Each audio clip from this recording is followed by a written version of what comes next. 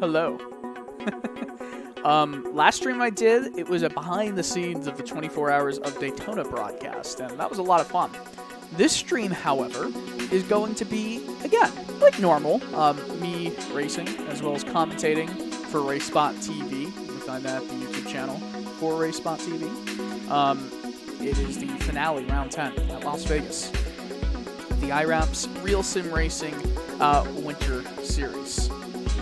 I'm going to be part of the Cup Series this coming February and up until November as well. So if you'd like to check out, please continue supporting, continue following. And I'm going to go into the main. You're going to be able to hear the broadcast as per usual. Go. Go.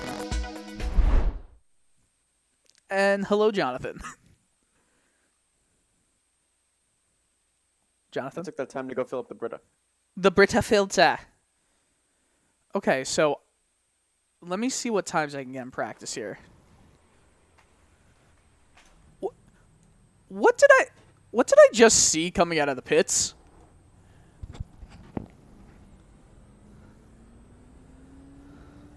I don't know who it was, but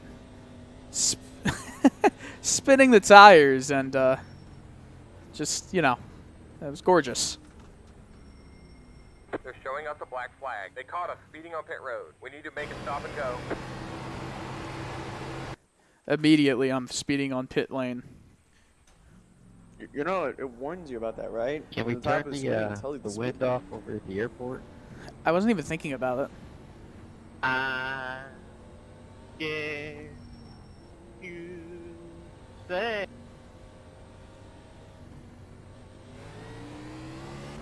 Well, now you're thinking about it. This is true. Joseph.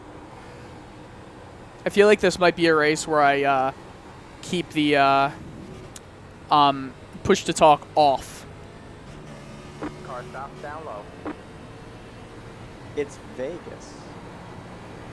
Yeah, but there's still a lot of little inputs that matter. I don't know. We'll see.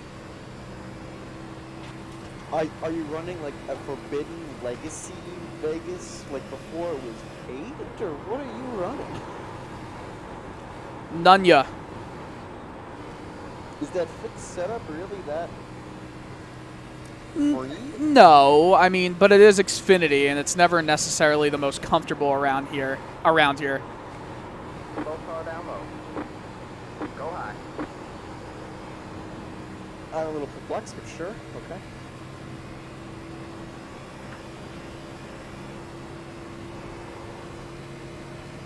Literally, of all of the round 1.5 miles, this is probably the easiest one for the Xfinity cars.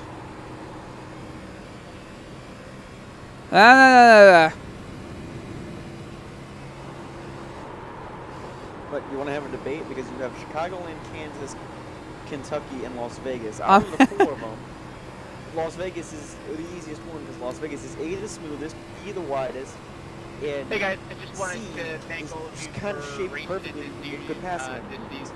It's been super cool. Kentucky's We're gonna have a repaved show real tonight. good. And looking forward to Chicago all of you wins too, who Bob. are sticking around for the Cup Series And starting Kansas next week City. with Daytona Quali and the Clash. So thanks for being here on Mondays.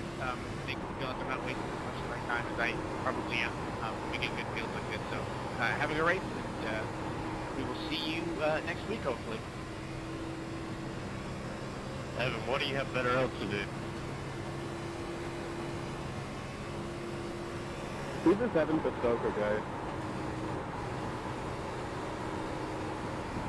Don't make me accidentally disqualify you. Yeah, just remember you can't undo it. I mean, you did to my teammate last week, so I'm not. Joe deserved it. Okay, Jeremy. He is not here yet. He's playing his 69 bonus one.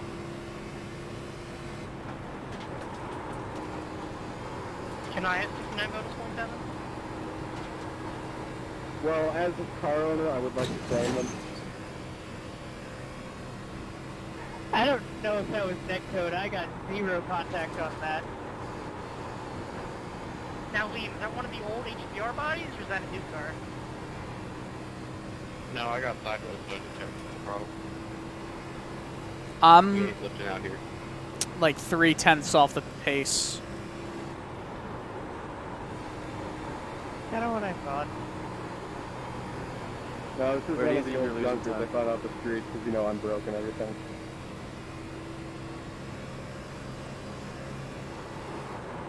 Hey, Joseph. Yeah, what?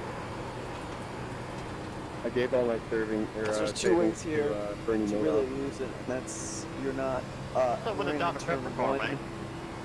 properly. It's like you're not going out to the wall and turning I right. drink Dr. at the Pepper and like specific it. mark, Is that a problem? Or the back end's coming out too much on exit on No! turns Why 2 you and being 4. a mean person to me?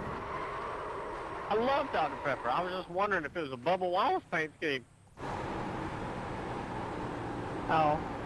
No, I just picked it just because I liked it. I have to change the volume mixing. I ordered my Bubba Wallace shirt today. I have a Daniel Everhart shirt. Talk. Talk? Yeah, keep talking. Last in town to talk. Yeah, I got one of my retro racing shirts that I used to wear. Remember during your the last real car. time to talk? I'll send you one in the mail. Talk. While Yeah, we're talk. talking, you didn't by chance try to call me today, did you? Keep talking. I've never gotten a call from Warner Robin, How long does it take you to adjust audio? Atlanta or Georgia before, You but should I be got able to one listen to my today. voice and just yeah. I know it's No? just I'm trying. It's no, weird. I don't even know if I have your phone number. Yeah, I just saw that and I was like, I ain't answering. I don't know who it is, but there's only one person I know You used who's to give there. bonus points for finishing right with 0 incidents. That would be fun. One of them good old scammers. Them junkers are so good, they'll be like calling me Okay, I from think the I'll be same town I okay. live in and be like, your extended warranty is available. What was I gonna say? Gotta love the extended warranty. I forgot. I know, it's crazy. How did you forget? You They're just, trying you to just said contact something. You're you just about thinking your about it. vehicle's I don't extended know. warranty. This will be Think their harder. final attempt. Where is Evan? Hey, but the IRS called me today and said that He was I just, can, give 'em my saying social something and in they'll send here. me my money quicker. So I gave it to him. I heard that if you have mesothelioma, you may be entitled to financial compensation. Daniel, do you still think I'm a liar? What? User joined your channel. You did not see that, Sean. No, right as I asked the damn question. Do you still think I'm lying? Yeah. No, I know. Y'all waiting on me or something? About Yeah, we're waiting on I was you. curious where you were because I was like, it was 8:50. I'm like, usually Dylan's the fashionably late one, but I guess not today. I have not been Down for fashionably- 20 minutes. I was talking in I know sim the chat. Dylan, mentality did of you you. hear me? Yeah, no, I heard you. You're trying to I was con. talking in the sim. See? I was here. I'm not late at all in this series. I have my Real Sim Racing IRAPS Winter I'll tell you Series all shirt. my on. secrets. I'm not- Oh, I didn't get any. I didn't buy any You have a shirt. week- You have a week left. I've And then it's gone. We need. I'd only want a custom one. No, don't. Lose your ass. Dylan, don't listen to him. Last time you listened to any broadcaster chat, you decided to buy Yeah. ridiculous things. Don't do that. Yeah, I'm going to the What did- 24. Wait, what's... Oh. I heard. Oh no, I spin. I go boom. Evan, am I doing this for this Cup Series? Yay or Do nay? you want to do it for the Cup Series? I mean, I can. I didn't know if. Do you That's want not an to do answer. it? Yes or no? Yes, I do. Okay, book it. You got 33 weeks. Welcome. Okay. Yep, you got Just remember, 33. in those 33 weeks, I'm going to move approximately 4 times, so you might need to remind me. Of Yeah, me too. So, well, now we got a situation. So I need to try to coordinate with you going if we can get the Clash and the duels broadcasted. Oh, true. Because the iRacing decided to put the Coke Series Clash next Monday night. Yeah. Why would they put it on a Monday night? What? Why? Because iRacing So- wants to say fuck you. So the iRacing Clash is happening at the time as the RSR Clash.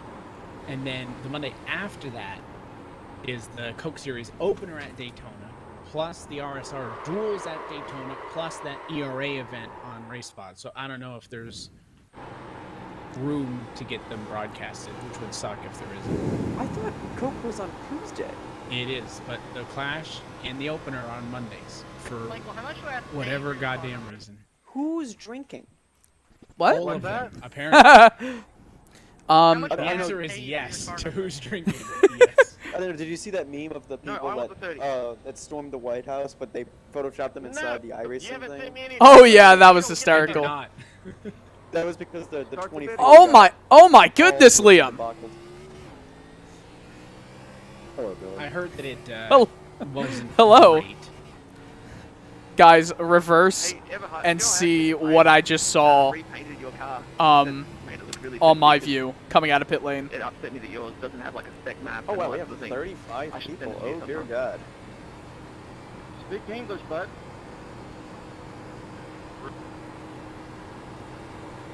What did he say? I couldn't hear him because you're being rude. Was he French? No, he's Australian, man. What's the difference? I am struggling to get good lap times because I feel like whenever I just can't feel the limit that well. I mean, I think Here, Marco here's a Sandberg tip. did it online. Because we haven't No. done any races at a track like this, so. Right. Here's a tip. I feel like Matt will let Andrew you win if don't he just push, says I love you Chris. might be okay. Because The of tire model- wear. Did Jeremy just say what's Well, the difference? Here's the thing. Las Vegas, it should not be a problem, but I have noticed, for whatever reason, don't there's even think they dramatic speak fall off on English these in tracks French. that have normally not been problems. French. Yeah. France. got some Charlotte, guys I have wall no idea riding. what the hell Definitely that not was. any English and French. Like, it was a 2-second fall off What the in a fuck top am I split listening? for Xfinity cars, and I was like, how is The there a only French I know is French 2-second fries. I fall don't really off? understand anything going on right now. Is this the Infinity Soft I got tire my from Formula education. 1? Oh my god, I'm spinning just coming out of the damn pits. Well, you gotta be gentle. Someone just No, Jeff seriously, Gordon Michael, it I'll send you like into 10 the bucks for opening in number the 30, wall on the 30. backstretch. Oof. Jeff Gordon That- did. Yeah, I'm writing Eric, that you down in need the to F1. you need to Just don't pick rewind on and my look at boy Eric Matt, Stanford man. Direct. He is dead. I need practice, Also, y'all. I don't know what Eric Hey, but Stanford. in all seriousness, You though, guys if you know the send whole like show the car Hall Vegemite, of Fame thing can on you Twitter? please, low-key, No, just actually. send a baby So kangaroo it's like with it's you. I think Landon Castle's the one who keeps track of it, and it's like show cars. So like the they take like a Maple- Xfinity Toyota and put like a Cup Series like Chevy paint on it Ugh. for show cars where they just don't care about accuracy. No. That's Eric disgusting. Stanford is currently doing that because he Hello. has Actual uploaded living his kangaroo Cup so Series I can paint let it scheme grow up onto his and have it Xfinity as my Mustang, friend. so I wanna Ugh. keep all the Jack. Cup You ever Series seen the movie? decals. Ew. I heard a hello from Hugo. Hello, My Hugo. local Six Flags kangaroos. Yo. Hugo, I have a question. What are the Just think, we all possibilities pay of to getting join this next year. the Clash next Monday and then the duels on the 8th broadcasting? Is there any like availability? All Because right, I know things are I'm taking the cash. So, weird with the Coke Series 20 changing bucks dates and, and then that Joseph ERA gets the thing 5, but it goes on the to Daniel Eberhardt 92910@yahoo.com. Oh, I'm not producing, I know If you these. take the 5, I'll take the 1. Okay. I just need to find, or if you, I mean, you know everybody, All the somebody money to sent to me. commentate in my place because I have to do the Still Coke not clear stuff. whether or not the 30 is for sale. Because they moved it to Monday Not for the for first 2 sale. weeks. Why? I don't know. Yeah, Copyright what the to hell? Extreme Performance I can do Motorsports. play-by-play, just so no one has to learn everyone in a week. But we will need Jeremy, colors, we only that thought the shouldn't 30 be to too hard. Jeremy email. Yeah, Like, I'll these be new- somewhere The new else. graphics already look great, and I'm only looking at the countdown clock. Well, So. there's a fine coming to your house. I'm having trouble keep. Jonathan, where's your camera? Oh, I need my camera up too. You go, do you like my working shirt? on it. I just want Oh, Tom nice. to let me go live at his house for a couple weeks. I so didn't can even get it just for casino free. blow all my I money. still had to pay for it, but it's okay. I'm Oh, watching his 88, and I think he has grip I pack. can't believe this. I don't know why I cannot hold speed Casino through and 1 and strip 2. club. No, the casino in Vegas. I want to open a brothel and pizzeria in Vegas. I think it would do pretty well. I wish they just bulldozed this track. I love these chats. Yeah, it's out of control. I love it. I'm watching a replay from Trudell's lap. Should have gone to the bowling, dang it. He starts taking speed off right at the Las Vegas sign, past the NASCAR sign in 1. Goes, hits the uprights in the 2 first dots. And then, Whose house does he want me to go to? oh, I didn't hear. What is that? Hey, Hugo, can you put me on the hard track real quick so I can see myself? Track it to the oval. 1 second. Any? Oh no. Oh my god. Even like the drop shadow on the countdown. Comedian. Like, it's just incredible. DM who? I'm blue. Got a more light. I can feel You have all the saturation. That is the reddest Ferrari flag ever.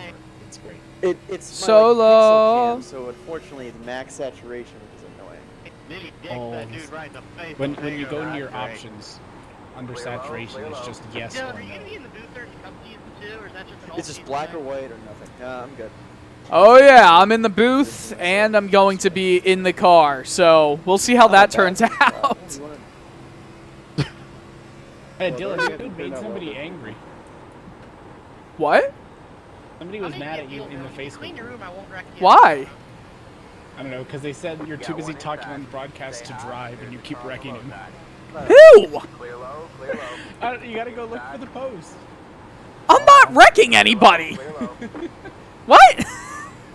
This It was a whole sound thread. It was today? Came to defend you.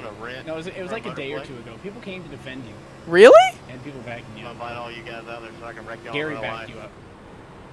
Oh my goodness. Is it on the driver's page? Yeah. Oh, I'm The making group, sure my yeah, on go-kart Facebook. goes over and just That should be good knocks enough. you in the head. I can't wait to look. Won't do much damage. There's already too much done. I'm literally the only points I've gotten for causing a caution was You're the dirty driver, Dylan Cole. yeah. Weapon. The only time I caused an issue is when I spun Winfield at Daytona. That's news to me. Still there. Oh. All clear, all clear. If that helps you, you can drive and talk. And meanwhile, some people cannot drive and even not Fire talking. suits don't attract me. This is true. All right, 1 minute to go. We can do that. I have some little. on the I pre-recorded some footage of the 2 title contenders. So if you want to spend like 30 seconds talking about them, Nah. For who, sorry? the guys title under- contenders, Danton and Yes. Foreignage. Perfect. I'm The gonna people get in on race Zoom. Chat are just in my ear, and Daniel, you're not married, are you? I always leave it unmuted so I can listen in. I'm to the about to banter. be.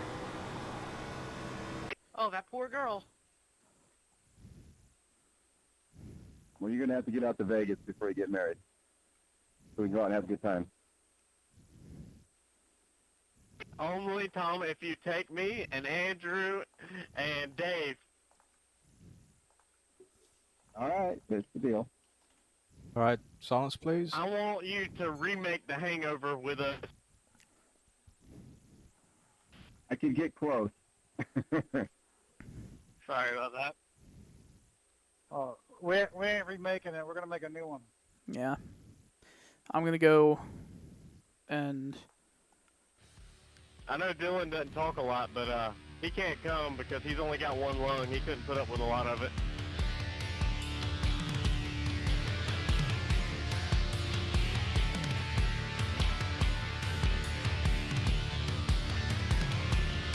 They do the fall race and there's fans out there. We'll get you guys out here. Live tonight from the virtual Las Vegas Motor Speedway, we say good evening, sim racing fans, and welcome to the season finale of the 2021 Real Sim Racing IRAPS Winter Series. We're happy to have you with us on RaceBot TV for a 10th and final week of RSR Winter Series action. We're, as always, alongside myself, Evan Kosovo. I'm joined upstairs by Jonathan Burke. We got Dylan Foyle in the car, Hugo Luis downstairs in the production trailer, and Jonathan will recap. We'll talk much about this season throughout the night. But tonight, two drivers come to focus, Matt Danson and Andrew Farinaj. Head-to-head, both with a chance at walking away tonight with the championship, but a very different context between the two of them. Andrew Farinaj, as we've talked for the last 2 years, has been the best driver at Monday nights for some time. A 3-time defending Cup Series winner and champion, and a 2-time defending Winter Series champion. But he is on the back foot coming into tonight's race to the newcomer, Matt Danson. Danson has led the way this season with 3 trips to victory lane, including just 2 weeks ago at the Indianapolis Road Course. And he is the driver with the lead, 7 points atop Farinaj into tonight. Yeah, and it's going to be, I think, a tight heavyweight fight throughout this race. We've seen these two be at the front in almost every track we go to, and these two have been trading blows, trading wins. And I think the only way Farinaj can win this championship is getting the win here tonight.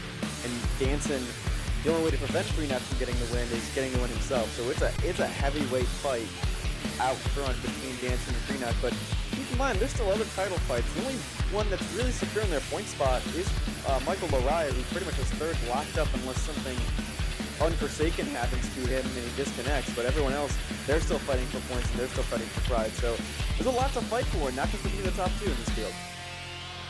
And a lot of these drivers are already starting to turn their focus towards the Cup Series campaign, which starts next Monday night with the Clash at iRacing Super Speedway. That's going to be another fun year of competition back here on RaceBot TV, with SimSeats signing on as the title partner of the 2021 SimSeats Real Sim Racing Cup Series. But at least for the final time in this IRAPS Winter Series, qualifying is underway under the lights from Las Vegas. And as we take a look at that single car qualifying session, I did want to mention a couple of more people that have been a big help to this. I know that we've talked all season long about our friends at Extreme Performance Motorsports for providing the lucky dog, or the underdog, I should say, of the race award. They've been paying out that $5 prize every time that's been awarded all year. And today they added another $100 donation to 3 Square Food Bank, because that was the whole story behind this Winter Series. And I think combined now, this series has raised enough money to donate about 1,500 meals to those in need over this Winter Series. So that's super cool. And also a big shout out to our friends at Boosted, who are our title partner friends with the Cup Series last year. I'm wearing my RSR shirt tonight, and it is going to be available through the end of next week. So if you want to get yourself some RSR IRAPS Winter Series merch, go to realsimracing.club for more info on that. And, of course, IRAPS, we can't say anything more about them. Jonathan, I've been so supportive of this series, and we tell you every week it is the best place to go on the service to get a paint scheme. They can do totally custom work, or if you want to go a little bit of a faster route, go to iraps.shop, and you can get basically a pre-made paint scheme. You can customize it, your colors, your logos, and get it for close to $10. So there's nobody else better in the game than our friends over at IRAPS, and none of this would be possible without all those people I just mentioned. Of course, our entire team behind the scenes at RSR, our RaceBot team, everybody who's in the booth on Monday nights, and of course all the drivers on track for this one. It's just pouring his heart out right now for everyone here. Got to get it out. There's just so much love just emitting from him. Well, look at that, Dave Washington, talking about drivers who are going to be back, a longtime RSR veteran. He's ready to go Cup Series racing. He ends up P9 on the standings, but look for the big names. Top of the board, Matt Danson, fastest with a 30.942. Andrew Farinaj down in 13th position. Danson has been significantly better than Farinaj all night. Granted, we've only been on the air for about 4 minutes, but this session's been open for about 40 through practice. Danson was the fastest driver in practice, and right now he's at the top of the qualifying charts, Jonathan. In the case of Farinaj, he was down 7th best in practice and only 13th best in qualifying. Appears to be off by quite a bit right now. Yeah, but it's a long race that we have here at Las Vegas, and we kind of saw at Michigan, like, this thing go green for a while. So maybe Farinaj is really, really good on the race pace. And the other thing is, No, I don't know if I think you mentioned it briefly. We haven't been to a mile and a half all season. This is the first and only one. So we already have some names, up in this list that haven't been there yet. So we have a lot of dark horses to compete at this race. Qualifying's going to wrap up here. There's the flag. One It's over. final opportunity to look for a race win, maybe to close out your winter series on a high note, to enter the Cup Series on one as well. But the main storyline tonight, the championship. Let's go trackside. Take a look at our IRAP starting grid, and it is the championship leader, Matt Danson, on pole position for this one by a huge gap back to the number second place starter for Agnew. Phillip on the outside of the front row in P2. Sam Nieto, Kyle Trudeau going to make up row 2 with Jeremy Miller and Brian Chambliss on row 3. 7th and 8th going to go to Bobby Krug and Braxton DeWeese with Joseph Tice and Michael All right, man, we're Lariah, going your green. top Make 10. time by. All right, man. Line up on You the mentioned outside veteran row David now. Washington, Your road lines is up closed. P11. Dane Cruz, haven't seen much of him in the Winter Series, lines up alongside him. Kyle Kamer came third last time the Winter Series ran here, and championship contender Andrew Freenage needs to get a good result here. Aaron Weinmaster, second place last week in 15th, and Nick Marr, he's hoping for a good result in P16. Eric Stanford, a bit of a dark horse throughout the season, is looking for a good result here in 17. Dominic Howe in P18. Matthew Marr lines up 19, and John Ellenberg, another one of those underdog kind of mid-tier runners, lines up P20. And continuing on through, Ross Cato finds himself 21st. Dylan Jones in 22nd. Shane Parrish, Stephen Price, and Tom Moreno, your top 25.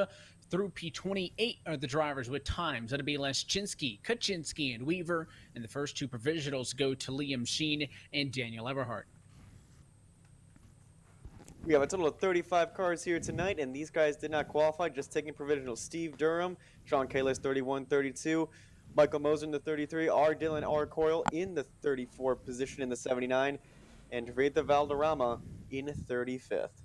Look top to bottom at our starting grid. We know the tail of the tape for Las Vegas Motor Speedway, the only 1.5 mile racetrack on the calendar. Tonight's race, 188 miles, and there's an onboard look with all our drivers as they get set to do battle. Matt Morrow, Bobby Krug, Trevin Valderrama, Gary Weaver, Ross Cato, and race spot zone, Dylan Coyle. Dylan, one last time, we do know that you will be full-time in the Cup Series next year, but at least one more time in these Xfinity Series cars. What are you looking for tonight? I'm looking forward to not being in the Xfinity cars before.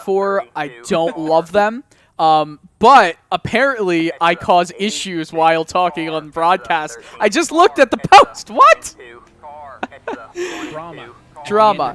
Yeah, I'm good. I've caused 2 cautions all year. Both were in the beginning of the races. For the record, I'll look at our points, penalty total. Yes, please your do. Name is not. It's not on the list. It's not on the list. You're right. there have been other drivers that have gotten into more issues. It's the season finale race. How do you have fun here? We'll stay out of the championship picture. I just want to race well. Keep my head out of any trouble. Just try to make the best out of this finale of the season. It didn't go exactly how I wanted. Got some good experience, and so close to a top 10 3 times. Don't think I'm going to get the bounty done for IRAF, but we'll see. There's still this race left. Get ready. One race left to go in this Real Sim Race at IRAP's Winter Series, as we have been all season. Happy that you're spending your Monday evening with us for this coverage of RSR on Race Spot TV. The pace car down and in the field in the hands of your championship leader, Matt Danson. For the last time this year, we say let's go racing from Las Vegas. Already trouble. Oh, whoa. In the back, Someone's caution involved. right off of the bat in this one. It is Michael Kuczynski around, and it stops before it could even start. It looked like a big checkup, and let's see, the 30 car. Yeah, you can see up the road, Cato, somebody had a blink, and Kuczynski ought to man out the one they got turned. Yeah, Just nowhere to go. you could see from my angle, it was, I had a pretty decent start. Everyone just was slow and came right up, back up the track. I think the tires are still fresh, though, so I'm going to stay out.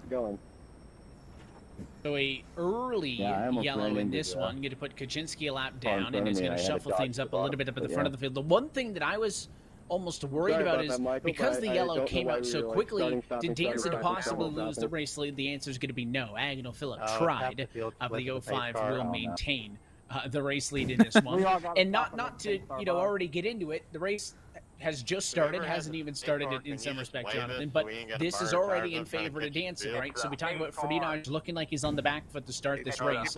That's a lap lead and a bonus point for Matt Danson. So that difference between those two now effectively is an 8-point difference between him and Ferdinand. So that's going to increase. Again, the way they run on track right now, it doesn't matter. Matt Danson beats Ferdinand in any order, no matter where they're in the field. He is the 2021 Winter Series champion. But that first bonus point right out of the gate, I think, is big for the 05.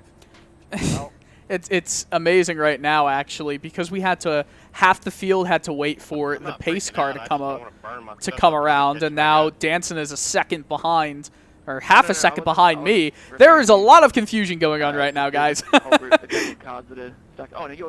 we love when we get an early race yellow and the the running order gets all shuffled up. You won't be able to catch up in one lap, though. There may be some clears necessary or an extension of the yellow, but a lot of wave arounds going to happen. It looks like everybody from 25th, 24th or so on back are behind the pace car. So when the lights go out on top of the pace car, they're going to have to go all the way around and catch up. So we may this is interesting. extend the yellow. Yeah. You're an admin. You can do that. Yeah, we have the power. You have the power, Evan. You do. You do have the power. Like, I'll close anyway. Well, let's use, as we're under yellow, and there's not really much to talk about because we saw it happen on the yellow. Let's see if Hugo, we can get the webcam up just so I can show off our shirt again, because I know I mentioned the plug that our friends at Boosted last year with the Cup Series were helping us with. So don't forget, realsimracing.org is where you get all our league information. But if you go to realsimracing.club, you can get your iRacing merch. Now, it's limited time only. Our Cup Series merchandise is already up, so you can get the SimSeats Cup Series logo on a hat, a T-shirt, whatever you want. You can also get, there it is right there now, I'm rocking mine in the corner. You can also get the RSR logo instead of the series logo, but if you want an IRAPS Winter Series one, these are gone in a week. So I know that a bunch of the drivers have gotten them. I've gotten one, an RSR hoodie. And all that money goes in to support the league, pay for the broadcasts, and pay for the sessions and all that. So certainly a cool thing if you're a driver or a viewer to get some gear and rock one. But just wanted to plug it because the Winter Series stuff is gone in a week, and the Cup Series stuff is up now. So you can be the first one to get your hands on a SimSeats Real Sim Racing Cup Series logo gear. So that's super cool, and happy to have them on with us for 2021. Yeah, Michael, I'm sorry. Give our friends at IRAP some love and our friends at Boosted for making that happen. For being a part of this Winter Series. So I had to get the plug in. I know I'm not the only driver rocking the merch tonight. I know a couple of drivers are wearing it. Some of them don't have the cameras, but it's a good way to support the league and get some swag. So I think I'm done, Jonathan, marketing for now. I'm trying to thank everybody because it's the last race of the Winter Series. But, we got to thank everybody for making it happen, because if all these people don't pitch in to make this happen, we're not doing anything on Monday night. We're racing and hosting instead of with these great broadcasts. So got to give love, right, to everybody who makes it happen. You have to blame Jeremy. And you got to market the shirts. It's good. It's a comfortable shirt. I will stand by it. It is soft. The logo is big. It's not small and cheap. I mean, it's good stuff. So, realsimracing.club. Yeah, we just telemarketing. Hey, Evan. Yes. We're still being told. Should we just pass the pace car right now? This is so odd. Yeah. Everybody's gonna pass, and we'll extend the yellow here. Thank you. This is weird. I'm not burning my stuff up. I think it was just that, like, since the pace car didn't half the field was past the start-finish line, the other half of the field was not. Yeah.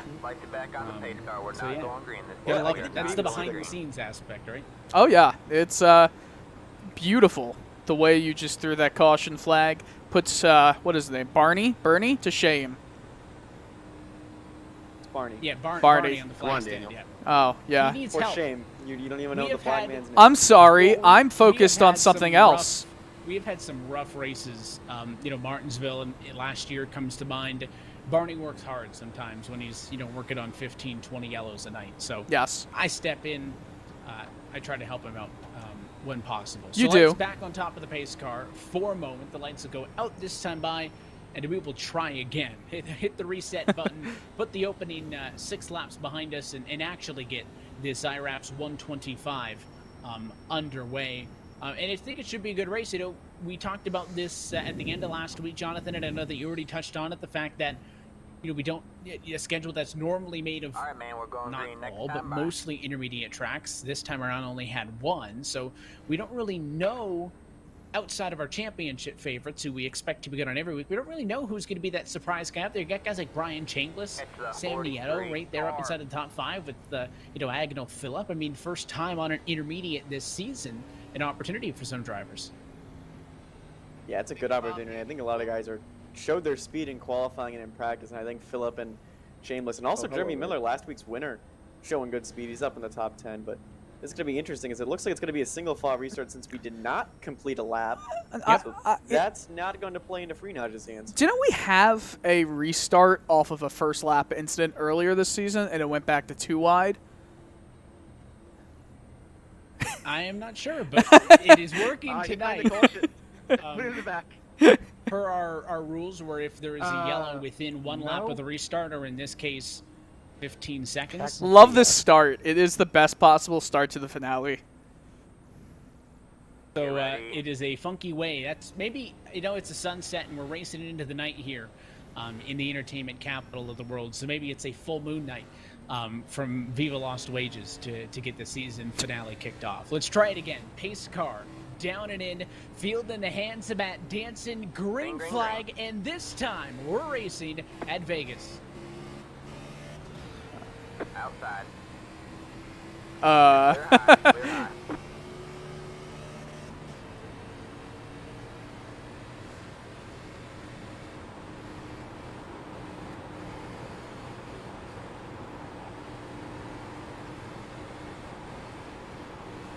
Outside. You're on the bottom 3 wide. Still there. Stay low. There's a car on the high side. All clear, all clear.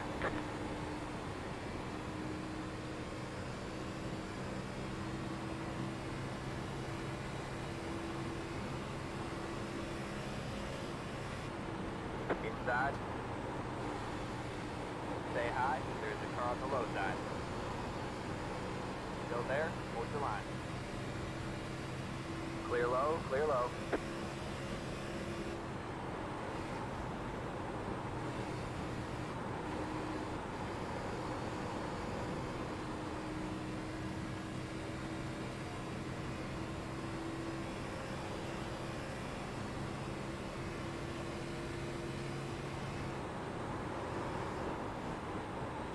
You can see with the onboard there with Bobby Krug just how much that single file restart spread things out. There's no challenge for the race lead. Danson continues to lead. Krug, who you were looking on, is comfortably P7 as this thing is off the way now. Everybody but Michael Kaczynski, who was the driver turned into the fence on that initial yellow, on the lead lap right now. Kaczynski's a lap down.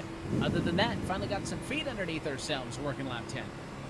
I feel like that restart didn't really help anyone but Matt Danson, honestly, because everyone's, you know, spaced out. They can't really get any positions as the tie wears out. However, as I say that, Agnell Phillip is looking on the inside of Matt Danson, so maybe Danson's not too safe out front, but not a lot of changes of position so far. We're going to have to wait and see how long this run goes on and how the tires wear out and how the drivers do with that. Yeah, saw a bit of a peak that time, but he's still about 2/10 or so off of the back of the O5. If anything, he needs to worried about this challenge. Nieto looking to the bottom from 3rd. Not going to happen, though. He will tuck back up and in line. You got to worry about the bumps, kind of center off, both in 1 and 2 and 3 and 4, but maybe a little bit more so down in 1 and 2 when it comes to that tighter corner exit versus that more opened, relaxed exit off of 4 where you blend off it into the trial. Well, it can move the car up the hill, and you can end up into the fence with the push pretty easily. 1, 2, 3, 4, all separated by about 3/4 of a second. Okay, so we just had a big, yep. You remember Stephen Price? He just tried to run me down low and just spun himself in the grass. No caution. We're good for now. The 22 is off and in the grass, but now rolling on the apron. So no caution. This race stays green. That was a battle back there for 30th and 31st between you and the 22. Yeah, show me. Price on track into now all on his own. He'll be caught up to pretty quickly by the race leaders. Here they are now going off into 1 and 2, and he's able to get going enough where he's not going to be an issue with the lead cars. As it looks like Phillip closing in on Danson now, trying to open up a bit of a gap over Nieto, third on back. Was there any contact or foul play from me right there? Because I didn't touch him. All I saw was some grass flying and a car down and on the apron. You're not going to say it. Well, we're kind of watching the battle for the lead. At least I am. I know, So I know. I just have a personal vendetta right now. I don't think you guys, I don't think the viewers are well aware of why. I am a neutral. I know you're a neutral. We're supposed to be neutral. Yeah, by the way. We're neutral and subservient only to good racing. So. Okay, fair. That is my only vested. No nepotism here. Correct. My only vested interest is it's good racing on track. And talking about that battle for the lead, you can see your top 6 actually kind of pulling just a little bit. We saw that huge gap that Bobby Krug was kind of missing up to the car up the road. We were on board with him for the restart. That's only continued to grow. So you can see with our all-new race graphics, left-hand side of your screen, 1, 2, 3, 4, 5, and 6, all the way down through the 27 machine to Jeremy Miller, who was just a week ago your race winner at the Talladega Superspeedway, becoming the 100th different points race winner in RSR history. He's at the caboose of this 6-car pack. Yeah, it's interesting to see like each drivers get a bit of a run and where certain drivers are stronger and weaker. I think Sam Nieto is really, really good on entry into these corners, but then on exit, that's where Kyle Trudell has been able to close up on him. And even though it's a fixed setup, you can tell there's so many different driving styles just within this group of 6. Now the question is, if this goes green, who's going to be the best car in the long run? Stay low. There's a car on the high side. And that maybe is why some of the drivers may be hanging back a little bit, trying to conserve. We talked about, we were pre-race, some of the tire fall off when you have these B cars at some of these intermediate tracks on the current tire model, and how you need to manage that. That is the name of the game, even in open setup racing, but specifically in fixed setup racing on the sim, is managing your tire wear. You can see that battle has broken up. It's going to be for third, though. Trudell going to go the long way outside around the 2 of Sam Nieto. He'll get the run off of 4. He's not going to clear, though. Nieto may be using a little bit of that apron to try to stay there. But the longer they go side by side for third, the more this will help those top 2 from trying to pull away. But it looks like the outside, the place to be, and Trudell makes that pass. He'll go 4th to 3rd. This is one of the reasons why I actually love racing in Las Vegas, whether it be the Cup car or the Xfinity car. There are 2 lines for passing, and you can make both of them work. It's just you got to find the right rhythm. You got to ride the corner right. If you try and get up in those grooves, see the lines on the track, a little bit of bumps, little upsets in the car, that can really ruin your run. But you can run both the top and the bottom. You may see not a lot of passing right now, but I think later on in this race, when tires wear off and I think a little bit of temper start flaring, we're going to see a bit more action.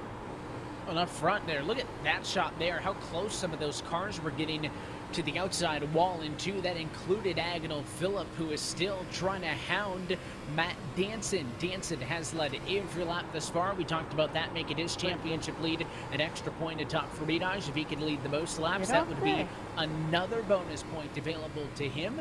But you can see Freenage not doing much mid-pack, stuck in 12th position right now in a battle with Tyson and Kamer and some of the other guys. So Danson maybe needs to worry about these cars behind him, but honestly, if somebody like Agnell Phillip wants to force the issue here, Phillip looking for a first RSR win, I'm not going to be throwing blocks on him. I am in a really good spot points-wise with Freenage back there, so let's see if the 94 wants to push him here and maybe make him decide if he wants to be aggressive for the race win or if he wants to kind of play that points move.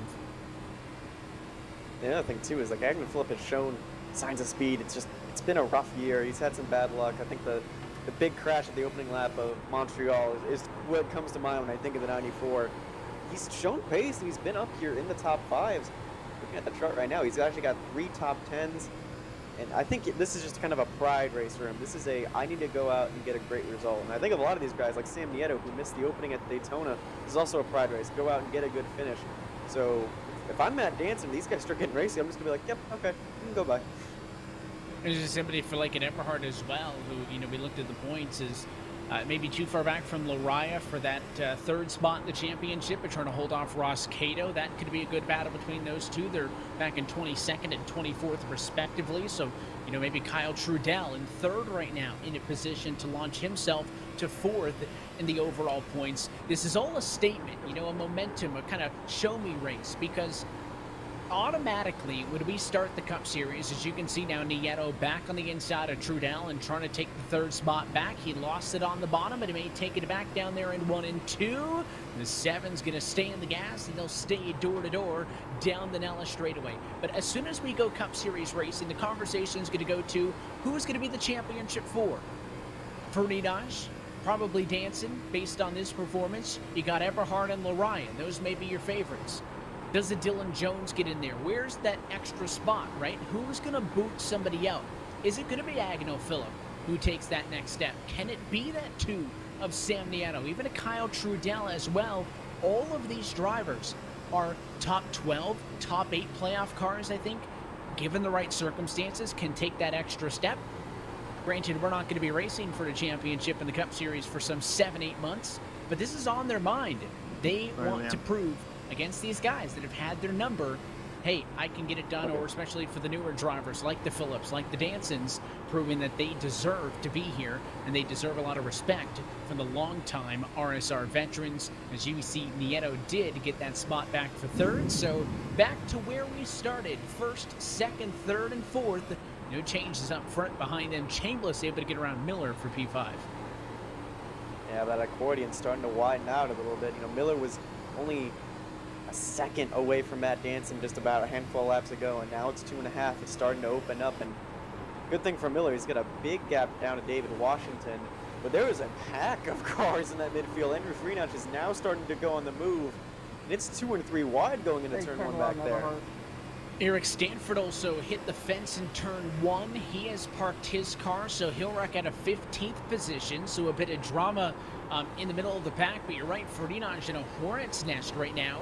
He is on his way forwards, though. Started 14th, up to 9th, and there's 2 more spots right in front of him. But how is he going to navigate this? Washington holding the bottom on Deweese. Behind him, you've got Lariah, you got Tice waiting to pounce if Ferdinand isn't aggressive here. They'll stick with the bottom for the moment. Side by side up the road, it's for 7. These are all tough customers to pass. Like, it's not going to be easy. And the other thing is, you got to keep in mind, if these guys keep fighting like they are, that gap to Jeremy Miller only grows and grows and grows. And it's going to be in about 20 laps time. We're going to be thinking about pit stops maybe as well for these drivers. So where does that going to fall in? 3 sets of tires available down on pit road, so they should be well clear of needing, to make any ration decisions unless we get to some yellows to restarts, and maybe that will affect the pit strategy. But at least on a green flag race, granted there was that opening lap yellow, but once we got underway, it's been pretty clean and green since then. Not a concern on running out of tires. The concern is going to be where do you pinpoint the usage. There has not been a ton of fall off, but we're already close to a 1.5 seconds, and that is pretty quick for about 24-ish laps of green flag racing, even less so since this race started. So there is that tire fall off as we take a look on board with the number 12 machine, I should say, of Cato, looking up to the 13 car of John Ellenberg. That's for 22nd and 23rd, and always impressed at how calm Ross looks from behind the wheel. Even we've seen him in like 3 wide situations. I think it was Lucas Oil we were riding with him for like 2 or 3 laps, and you and me were kind of freaking out, and he's just like, just chilling, just vibing, just a casual stroll 3 wide in a short track. Yeah, it's no big deal. Yeah, just like driving on the freeway. I mean, nothing to it, especially in these bigger packs of cars where you see everybody kind of stacked up together. Just looking at some of the big movers, you got guys like Eberhard who probably wanted to qualify better than they did. Up 9 spots. He started 27th, is up to 18th, but again, still a long way to go. And you can see there, Cato was down 2 from the start. So anytime someone's taking advantage of something, someone's going backwards, there's the plus minus left of your screen. You can see those top 4 have remained pretty strong. And Ferdinand, the biggest mover though, up 6 spots, and maybe one more now to the inside of Braxton Deweese. This battle for 7th on track, and the 88 is one of the best cars on track right now. He'll clear Deweese, not really, but the 3 will let him go. I think a smart call by that 3 Chevy, and now Farinaj up to position number 7, plus 6. He is on the move, but he's about a second behind the next closest car. So you can see these 5 cars behind him. Those spots were a lot more in rapid succession. He's going to have to work a lot harder and longer now for each spot from here on out. You mentioned it, he's still fast. I mean, he's clocked a lap time last lap, even though he was passing Braxton Deweese just a tenth slower than Matt Danson. So it's not impossible for the 88. Again, it's going to be a long, I think, green flag run, and it's going to be just coming at him one at a time, but he can still do it. The problem he's going to have, though, is he's providing a good amount of draft to the 3 car down the front and back straightaways, and that's going to keep this whole group in tow. It's going to be awfully hard for him to pull away. Further down the running order, there is the one of the Matt Mara entries for Matt Mara, one of the Mara brothers, I should say, battling with the 11 machine. That's Dylan Jones. You've also got Daniel Eberhard into the mix as well. So a good 3-way battle here. Jones pushes high. Mara had to get all the way out of the gas. Again, turn 2 is going to be a problem spot in this race. We've already seen it take Eric Stanford out of the race. I've seen at least a half a dozen cars come real close, and there's a shout out to Matt Rock of the RSR merch, bottom right corner, realsimracing.club. Make it happen. As you can see him looking down, he's checking his gauges right now with the VR goggles. So we're in the fixed onboard camera on his roof, but his VR goggles allows him to look around anywhere in the cockpit of the car he wants, and just kind of keeping an eye on things. I'm sure keeping an eye on the engine, in the oil temp and whatnot, and just monitoring the gauges. But he also seems pretty calm to be in a pretty aggressive battle right now. That 03 was Shadavarius and Leschinski up the road on the bottom. Bobby Krug. A heavyweight fight between Daniel Eberhard and Dylan Jones. Well, what's going on with Bobby Krug? He's slowing out in the pit lane. He has, I don't see damage. It's only 34 laps into this race, but Bobby Krug has come down pit road for service. This would be a 3-stop strategy to pit at this point, and I would think the consensus would be maybe to go for a 2-stopper, but it certainly appears to be a scheduled stop. He's going to get right side tires up. He's fueling. I'm expecting it to be a 4-tire decision. Yes, it is. So it doesn't appear to be for damage or a penalty. Maybe. No, now he is sitting in the box. So maybe that right side of the car is hurt a little bit. Probably turn 2.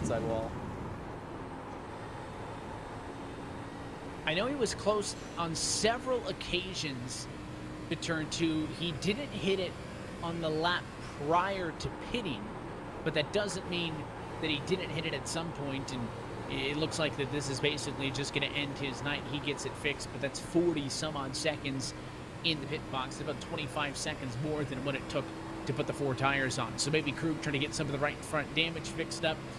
Can't really lose a ton here in the point, so he'll just get the car fixed, and a disappointing or a lackluster way for his Winter Series campaign to end. Another one of those drivers, to the point that you were making, Jonathan, a bit earlier, drivers who have had real good runs at points this year, but just haven't been able to find that on a week-to-week basis. Yeah, he's, again, flashes of greatness, and I think also, like, I've been in the wall quite a few times, and when you hit that right front, it can really mess with that right front tire wear, and that's the tire that normally wears out the most on these cars. So that sort of damage, it probably just was hurting the car more and more and more, and it can really make the wear different. You can see Winemaster as well. He's got damage as well, and the toe's even a little knocked out. You saw Durham diving down the inside of the back straightaway, almost collecting Krug. A little bit of a kerfuffle, but yeah, not everyone's running around here all clean. Some of these drivers are wounded. Don't get a champ.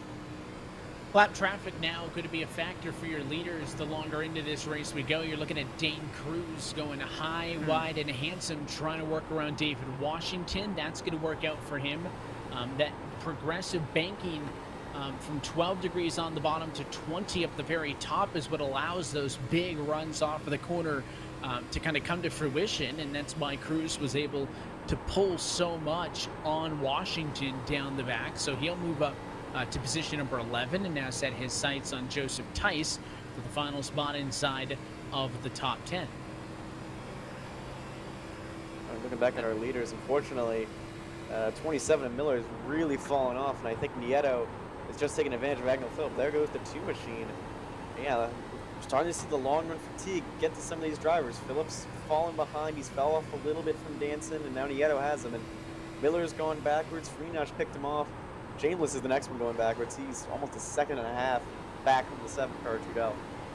They're going the wrong direction, and Danson has been able to hold his advantage there. You see him up the road about 1.3 seconds ahead of your now second place runner, Sam Nieto.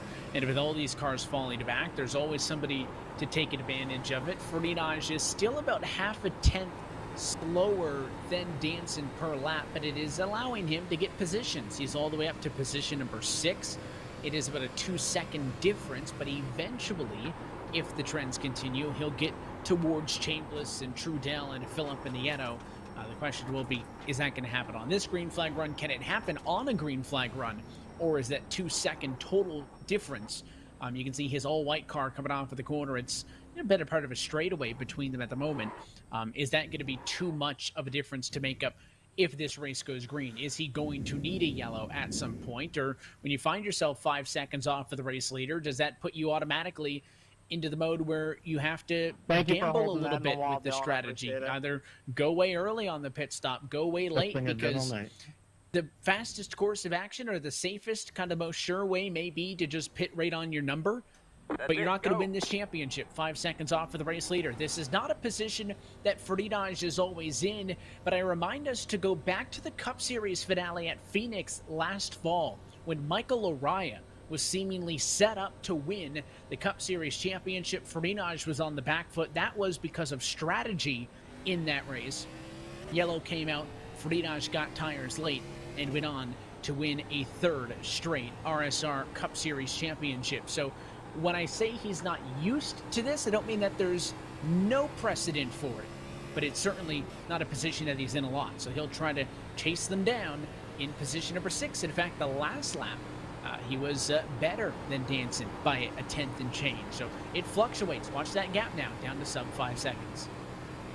I think we have to remember these battles are going to be won on and off pit road as we see someone getting up into the wall. I think it's the O2 machine that was trying to stay out of traffic, just all out of shape, and now it's going to create an issue for this mid-pack battle right here. There was smoke and nearly 4 wide, and that was Valderrama trying to avoid David Washington and Jeremy Miller, who were side by side for 10th and 11th. There's more sparks flying in the desert sky down the back straightaway, all in and around that battle with Miller, and just ahead of him, the likes of Dane Cruz, who we haven't talked a ton about tonight, but 9th in the running orders, looking real good. And there's Valderrama a lap down right now, just watching and trying his best to stay out of the way, right, with those other drivers flying by. And there's moments where you end up 3 wide, 4 wide at a moment's notice. And as that laps car, you do have to kind of hold your own and be awfully careful to not take them out. That is the one thing, if you're Danson or Freenach, that you don't want to happen, is that you don't want that championship to be decided by somebody else, right? We were so happy that both of them survived Talladega last week because they want to determine it on their own. And we don't take everybody else off the track when there's only 2 drivers with a mathematical shot at the championship. Everybody gets to go at it. So working around lapped cars is going to be a huge point in this race, as it is any given week. And that's going to be happening top to bottom. 28 of the 35 cars who started this race still on the lead lap. A handful of cars a lap down, but still on track at the moment. Danson has been the consistent at the front of the field, but the action is still in this group. DeWeese is a little bit ahead of it in 7th, but they're all trying to get him, right? Cruz, Laraya, Washington, and company. 4 cars separated by 0.3 of a second. If you want to add Laraya to the party, make it 4 cars separated by half a second, and now some 3 wide nearly behind them, with Daniel Eberhardt trying to get around Tice. He's already got Miller, going to get a 2nd spot. That 90 machine is hard charging and on the move, because we already started down in like 28th, 27th. It was not a good qualifying run for Daniel Eberhardt, but he's been the biggest mover, and now We're seeing the comers and goers. Jeremy Miller was all the way up in P5, is now falling like a rock. He's down into 13th. He's going to be in the clutches of Lashinsky here if he's not careful. And I think that's the problem with that mid-pack group. I think DeWeese is kind of holding up Cruz and Washington, but they just can't find a way around him. In a bit tight, that time off of 2 in Tice's case will allow the number 90 of Eberhardt to get on through, so he will move himself up into position number 11. He is now your biggest mover in this race at plus 16. That is the biggest mover, though, of drivers who did not take a time in qualifying. He was on a provisional, so maybe intentionally try to work his way through the field a little bit in this one and make some moves.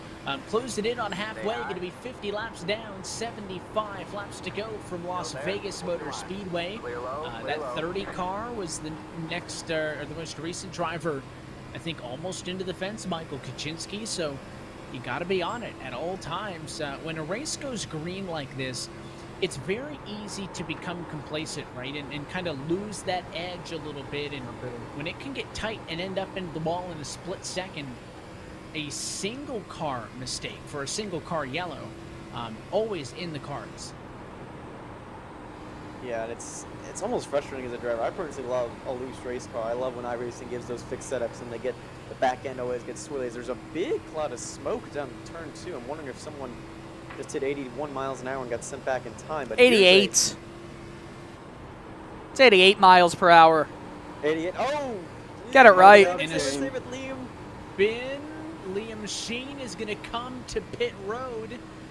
I believe that was the plan. He had said that he was pitting, but the 81 machine, Shane Parrish behind him, obviously didn't read that or see it because he didn't move up to give him any space, and that was nearly an incident. Sheen's got damage on the back end. Here's Sheen's look, and again, he did say pitting. Right here he slows down, and then there's the tag by Shane Parrish. I will say that is a great piece of driving by Liam Sheen to still get that thing down to pit road speed in time. 23 pitting in that time. I had a little bit of a reaction earlier when these two were fighting. Like, those two have been fighting all race long. We haven't really seen them much, but those two got into each other in 1 and 2, so I don't think this little battle's going to be over yet. There might be some yelling over the radio between them if we're not careful. Not the only ones coming down pit road. Quite a bit of service. Steve Durham is down pit road as well. Michael Mosier also in. A handful of other drivers have pitted in recent laps. The likes of Stephen Price, Dylan Coyle, Bobby Krug, who we saw the first one in that appeared to be down for damage. So very early to the halfway point. Dylan, what's the strategy? Is it one-stop race? Is it two-stop? I mean, I know that you've already been down and we're starting to see more cars trickle in, but it doesn't seem like everybody agrees on when that number is. It depends when and if we get another yellow that shakes things up. I went in at lap 40, so if it goes green the entire time, I'm happy going for a two-stop strategy. I'd rather use the tires aggressively than not at all, to be honest with you. And it's actually nice to go by Matt Danson at full speed. Oh, but I have a friend about to catch up to me. Oh, boy. We'll leave you to that. Okay. And make sure both hands are on the wheel. Oh, yeah. So we'll see. I mean, these are always critical points when you talk about how a point situation can swing, Jonathan. The fact that, you know, if Danson and Friedage end up off cycle by the timing of a yellow, that could be a big factor. I mean, those are all, you know, very important things to monitor. And Friedage has only continued to make passes up to position number 5, only a second behind Kyle Trudell. So I still think 5 seconds is far enough back that he can't just win this race. I don't think he's 5 seconds faster than Matt Danson. But he's definitely not 5 seconds slower, right? That difference comes by all the traffic that he had to deal with while Danson's been in clean air all night. So if Friedage can try a different strategy, if he wants to go that route, if he wants to go all the way to the fuel's limit to maybe try to catch a yellow, I mean, he has options. There's no crystal ball he can look into to tell him which one gives him the best chance at the championship, but he has options on what he can do. Yeah, and I'm assuming he wants to stay out and lead a lap, and that's what he wanted to do 2 weeks ago, but that was denied by Matt Danson, who also wanted to stay out and lead a ridiculous amount of laps. So he has options at the moment, but what options do you take if you're the 88? And he knows just as well as anyone this race can be won and lost on pit road.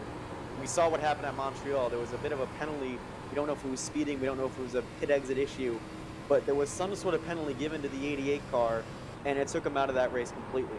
So Danson's not at the thick of the woods. Yeah, we still have to get through pit cycles. And thankfully, I don't think anyone has had a penalty and had to come back down. But it's always looming large. And plus, also, not to mention these guys flying by him, we have half the field that's pitted and half the field that hasn't. It's going to kind of create a lot of track hazards right now. Yeah, the lap traffic is enough of, I don't want to say nuisance, but enough of a hazard as is normally. Dane Cruz is down pit road. I know Dominic Howell also just now recently down to pit road, but it's amplified when the leader is dealing with lapped cars that are slow and also lapped cars that are faster because they've already been down pit road and gotten service. Just waiting to see who's going to be that first driver from up front, and it is going to be the race leader. There is a huge pack right here into turn number 3, but Matt Danson is on pit road. That's the big story. Danson in at lap number 59, and he brings everybody else down pit road with him. I want to know how they orchestrated that. They were going 3 wide into turn 3, and all of them came down pit road. Not a scratch.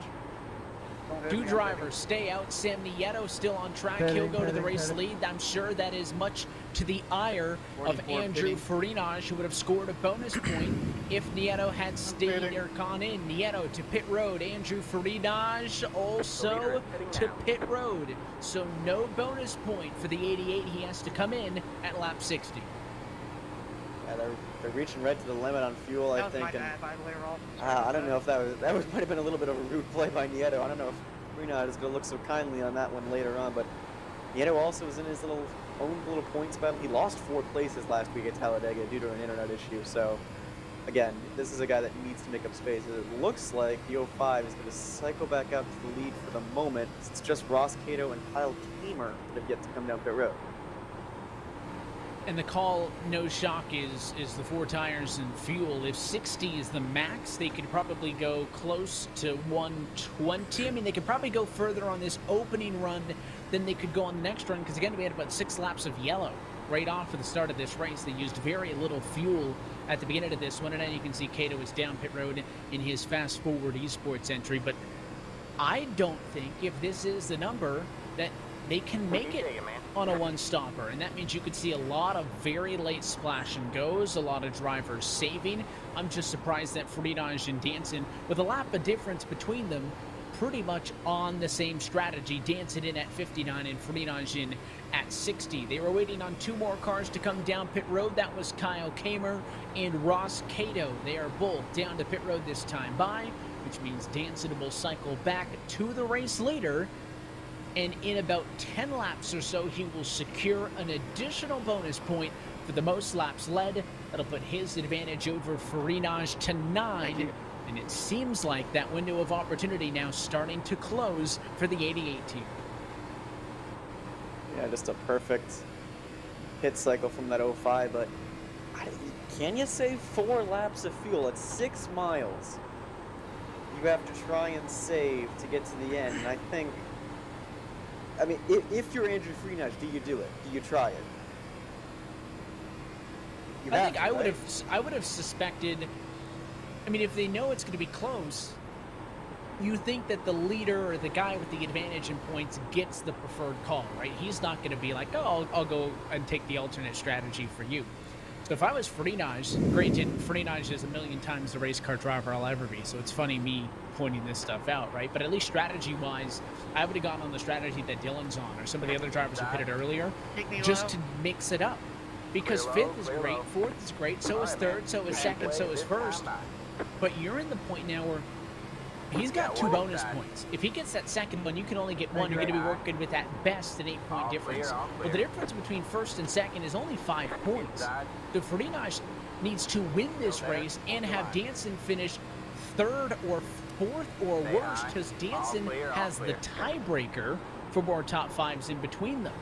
And I'm sure these are all scenarios that Farinaj has gone through in his head, and he says it every week when we talk to him, mostly in Victory Lane, how much practice he puts in. So I have no doubt that this strategy has been scheduled out and planned, and the math has been run on it. But I just feel like you have to try something different, because they're right back where they were. Danson leading Farinaj by 5 seconds. and this time Ferdinand falls to 6th when he was 5th before the pit cycle. Something I want to point out, and I wish we had like the telestrator so I can circle it. Look at where that 77 car is right now. He Look at pitted Krug 10 in the laps wall. earlier and did a whale of a job coming in pit road, almost spun due to contact, and 10 laps gave him all the way up to P3. Like, Liam Sheen was down in P16, and he's up 14 places on that pit cycle. So now when you think about this second half of the race, now when you come in, now seeing and knowing that 77 erased a huge gap, do you come in early or do you try and milk it to the end? I will say, He has to take both those options. He can't do what Danson does. He has to do whatever he doesn't do. as someone who's on a similar strategy, the fall off is immense. I mean, Danson is right behind me now, and he's going to get by. Look at that speed that he gets around me. And I've got the wheel turned 45 degrees, most I want it, at maybe 157, something like that. He's traveling around 10 plus miles per hour faster than me. The difference is astonishing right now. So in my eyes, as Agnell Phillips going to go by me, in my eyes, my goal is going to be just survive until lap 80, and then that's when I'll go in. I don't know if this thing will stay green the entire way through, especially near the end, but, I mean, there's no reason to bet money that it will go to a yellow flag at some point. I don't know. Maybe the 77 is still linger at the 81. You don't know. There's always somebody who has an issue with somebody else. The last time this series saw an intermediate race was on January the 6th of last year. It was round 6, and it was from the Chicagoland Speedway. That race was won by Andrew Ferdinand, and it was very, very different than what we saw tonight. That race had 5 different lead changes, 4 different leaders, 8 cautions for 30 laps. I mean, it was a bit of a crazy and chaotic race. Tonight, not that case. Danson, again, with the exception of that brief moment when he came down pit road, has had this race on lock. It has been clean for the most part. We mentioned the likes of Price was in the grass at one point. Of course, we had the spin that involved Michael Kaczynski right off at the start of this race, but with only 1 yellow, it has been clean. I mean, drivers, with some close moments, we've seen 2 wide, 3 wide, some lapped cars getting into the fence. I mean, it hasn't been perfect, but the respect level is at the point where I would want it to be when we're talking about a championship being on the line. I think, again, and I mentioned this earlier, there's other points battles, and there's other kind of fights in this field. You know, Braxton DeWeese is trying to get, like, kind of the best of the rest, get in the top 5 in points. He's having a good night so far. Eberhardt's coming out here kind of with something to prove. Didn't qualify, and well, he's in the top 10. Shameless is trying to prove something. Our winner last week, Jeremy Miller, and they're all in this huge fight for 7th and 6th place, and that's only going to get more complicated when they come up to the slower car of Liam Sheen. This battle, we were following it before the pit stops, and it is still ongoing. They just do not want to get away from one another, and you're right. Sheen is coming back to them. Also, at the same time, Ferdinand is catching Trudell and is there. So there's 2 battles right now. The battle for 5th on up, and then the battle that's going to be for 6th on back once this group drops and is able to catch up to the dropping Liam Sheen, I should say. But Ferdinand trying to go on the bottom of Sheen. This was a difference at one point. It was about 2 seconds between them at pit stop. Ferdinand was 5 seconds off the race leader. It's only 4.1. Is he improving? Yes. That has never been the argument against. The question is it ever going to be enough? But he's already playing from the back foot to the bottom of Trudell. He just needs to get a nose to the quarter panel, and now he's there in 1 and 2. Trudell's going to have the advantage of the speed off of the corner. Ferdinand looks like it hooks up better. He will keep him with a little bit of space. I thought he was going to pull up and put the slide job on him. He holds, he waits in 3 and 4. The spot is his. Ferdinand now at a race high P4. Oh, be careful, Trudell. There's some marbles up there. You don't want to get into those, but now he's going to go catch Sam Nieto, because Nieto's also falling into the clutches of the 88 machine, but I don't know if he has enough speed to go catch Agnell Phillip and Matt Danson, and, you know, kudos to Agnell Phillip. He's hanging in there with Matt Danson. It's been under a second for quite some time now. Just has not had the speed to get around him. And now next to the 40 to Winemaster, that's a lapped car, not for position. Jaron is 1 lap down in 24th spot. Another driver who's going to be back full-time in the Cup Series for 2021. And I think Ferdinand gets Nieto. Just based on the speed, I think he gets him. I think that's the natural conclusion to things. The question marks are there on up, because if you can pass Nieto, it's at least 2 seconds of a difference up to Agnel Phillip in second. Then it's a whole other second from there to Danson. So maybe we're looking at a P3 best case scenario for the 88 of Ferdinand as they run at the moment. But you're looking off at the back of the ghetto, and you can see that all-white 88 Chevrolet closing the difference. Bit of radio communication there from Danson, just making sure he's coordinating with the lapped cars on where they're going, because it appears like he's in the driver's seat right now. And the one thing you would hate to take this out or take it away from you is if you drive into a lapped car, or a lapped car drives into you because you guys weren't sure what the plan was. Yeah, now he's hitting a little faster lap traffic too. He's getting up into the teens, as it were, with like John Ellenberg, Dominic Howe, and Ross Cato are the next ones on his list. And yeah, you just need to coordinate that well. But and again, we also need to point out too, there's 2 different strategies still. There's still that group of 10 or so cars that R. Dillon is in as well, that are doing that 2-stop, that are going to come in the next 4 or 5 laps, and they're going to be wicked fast, while these guys are going to be starting to fall off. So that could cause a little bit of mayhem and chaos. Like, there's still options, and there's still a chance, I think, for Ferdinand. He's trying to put himself in the best position possible, in trying with all his might. Well, I mentioned that it was about 10 laps away. It's been more than that, so Matt Danson now has officially secured the 2 bonus points available from this race. That puts the difference between those two to a difference of 9. And based on where they run on track at the moment, I think the current live points difference, probably about 16 points between the 2 of them. That is a lot bigger of a live points update than I think it actually is, in terms of, just 16 sounds bigger than what it actually reflects.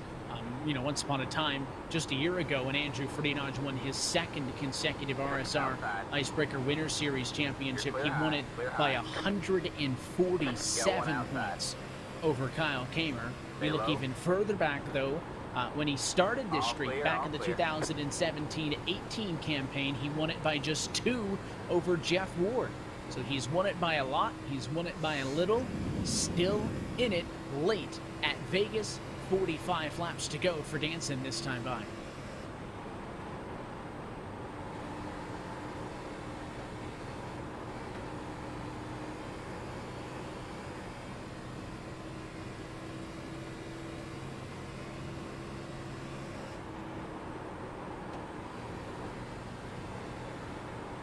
More battling going on besides what's just up front. We talked about Liam Sheen dropping back. Well, that whole group of cars is on him, right? Trudell, Eberhardt, Chambliss, DeWeese, they passed him.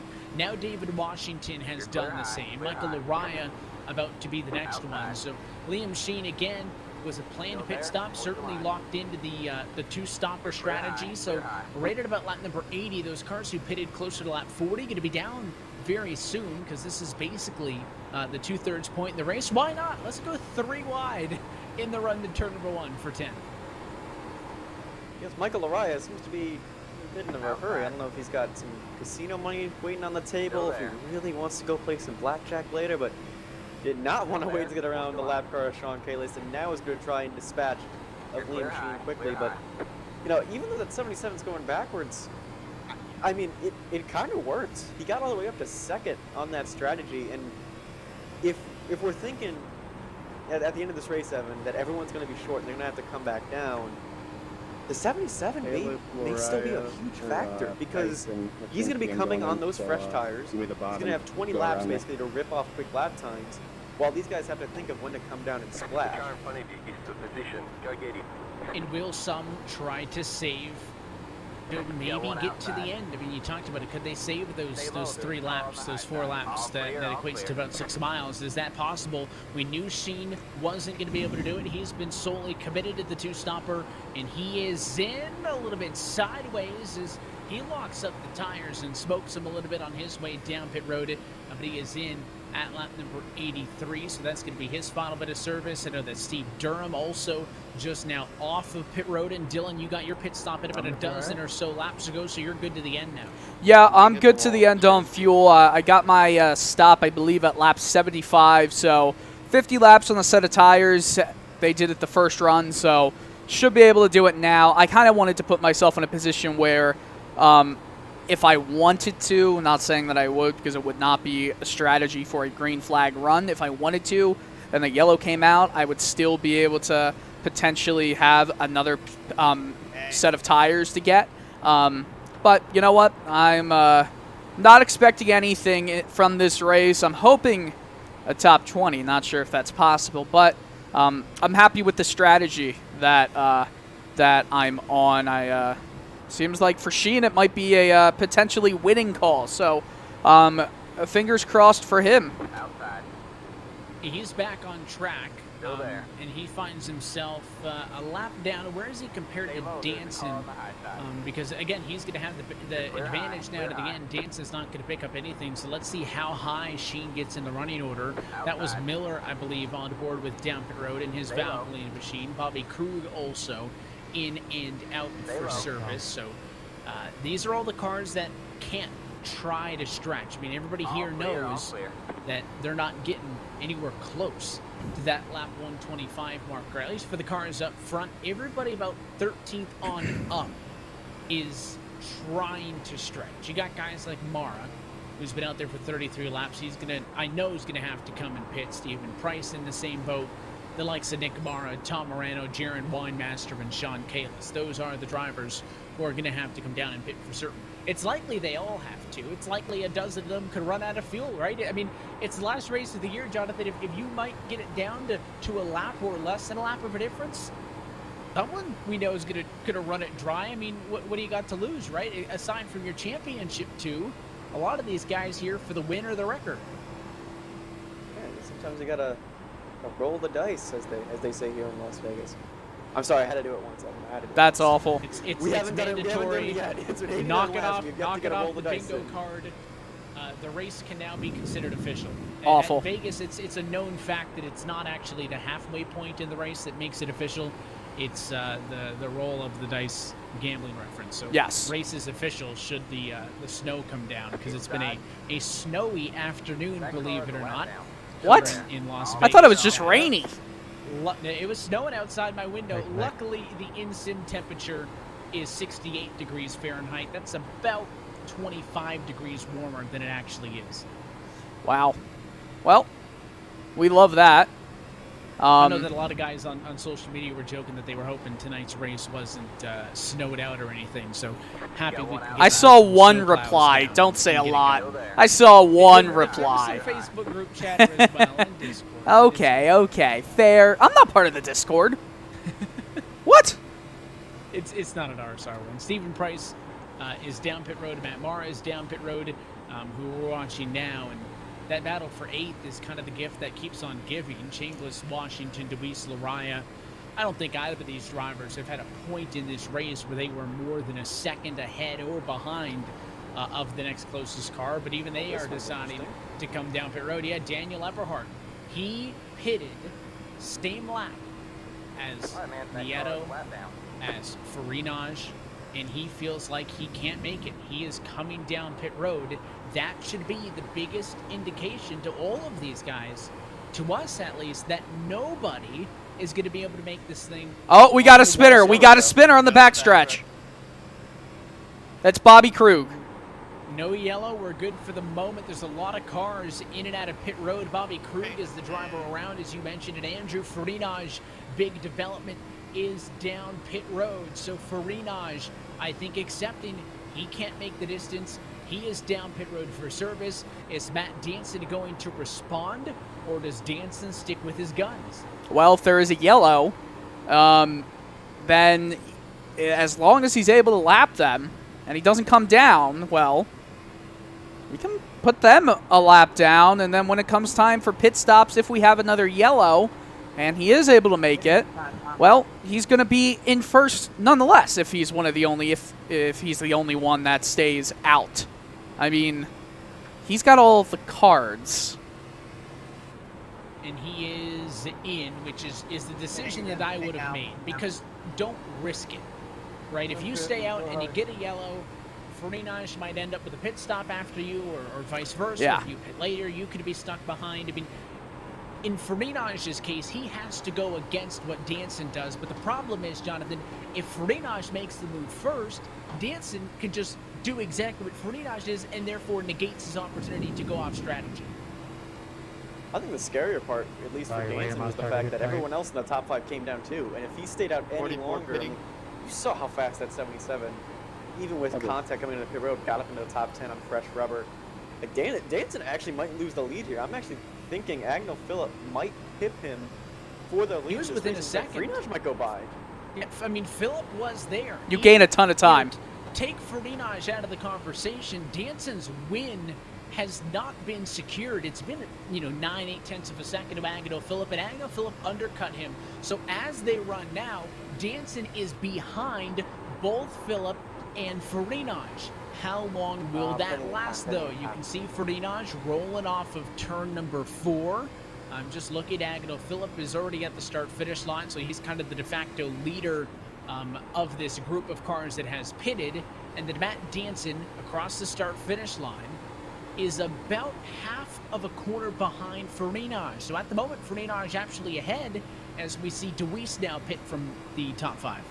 Yeah, you gain a ton of time, guys. Every single lap you have. I mean, if Danson was out for 2 laps compared to his main competitors, then he would have been, for sure, coming out behind. That is how quick these new tires really mean, or how fast they are, and what they really mean to everybody here.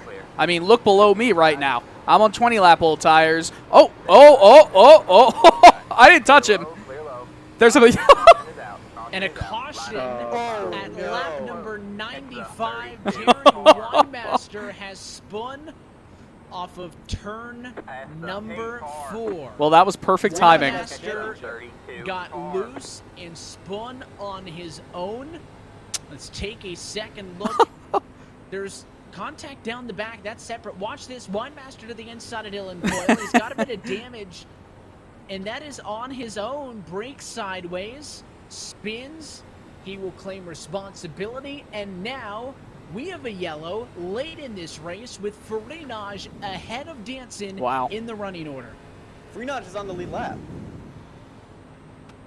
And Danson is not at the moment. Wow. It is currently showing, based on where they were in relation to the race leader at the time of caution, I am currently showing that Andrew Fernandez is the last car on the lead lap, and Matt Danson is not.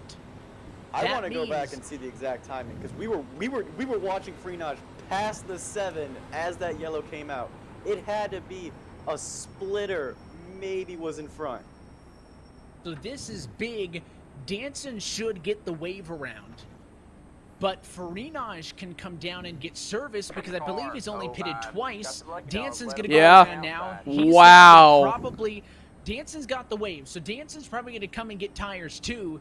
But Fernandez, if he also decides to pit, will not be at the disadvantage of that lap or 2 difference. Or does Fernandez opt not to take tires now and save them for later? Wow. So that is a big bullet dodged by Danson, because he is waved around as the lucky dog. If that was a 1-spot difference, Danson would be trapped a lap down. Fernandez would have been one of about a dozen cars on the lead lap. So Danson gets very lucky, all things considered. It could have been a lot worse, but the timing of this yellow is not good at all for the 05. That was crazy. Late drama. We've been saying it all night. Nothing is guaranteed. It could happen at any moment. And now we're going to be racing inside of 25 laps to go, but this championship window wide open. Here it is with Fernandez on the bottom, the race leader of Trudell up on the outside, just passing him. You can see Danson, that gold and black car behind. At the moment of yellow there it is. Fernandez just ahead of the 7. That's the difference maker. Just think how big that could have been if, say, Nieto was ahead of Danson, and Danson was actually stuck the lap down. So this race has been flipped on its head in the second half. And correct me if I'm wrong, I believe Wave Around and Lucky Dog in these rules still go to the end of the line. Yep. So there's going to be some lap cars, I think, in front of them, correct? It'll depend. Let's see how many drivers stay out to get a wave round. It looks like that number is going to be pretty high. I think everybody from Sam Nieto in 8th, and this number is going to continue to rack up all the way through maybe Stephen Price in 19th are going to be those wave around cars. All right, well, it looks like a lot of the lap cars came down pit road, so that's not going to be too much road trouble. The problem now is you have a group of different characters in the top 5. You have Lashinsky, Shameless, and Kato. Shameless has been hanging around there, but Lashinsky and Kato have been further down the order.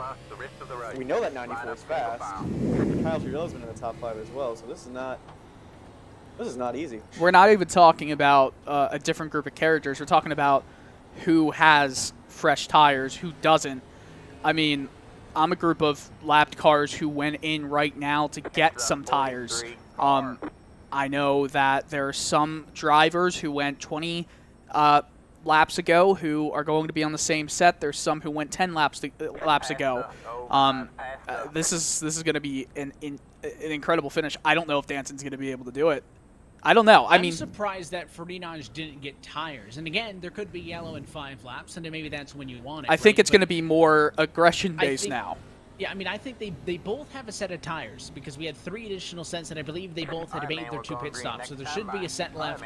Lights are out on top of the pace car. Wave buyers are going around. This is a whole new ball game in terms of the championship being on the line. Agadil Phillip decides to take the outside of the front row for the restart. So Andrew Ferdinand at a race-high P2 is a big opportunity to get 1 point lost against Danson back. It was a 7-point difference into tonight. If you don't count the points based on where they run, it is 9 because Danson has already led a lap and led the most laps for 2 bonus points. So if Ferdinand can get 1 here, that would be a big step. I'm just looking, Danson 7th in the running order, but he's going to be far further down than 7th in the running order. It's not a huge difference because, again, a lot of those lapped cars had pitted, but Danson does have traffic to work with. Ferdinand outrunning him on track. If Danson can't improve on 7th and Andrew Ferdinand wins this race, Andrew Ferdinand is the champion. That is enough positions in between them. If Ferdinand can get 1 more and Danson can't get better than 4th or 5th, and again, Danson has the benefit of the tie break, but this championship on a razor's edge with 24 laps to go from LVMS. Pace car down and in this time. Agnel Phillip, though, looking to close out this IRAPS Winter Series with a trip to victory lane. It's his field to control on the outside, and we're back underway.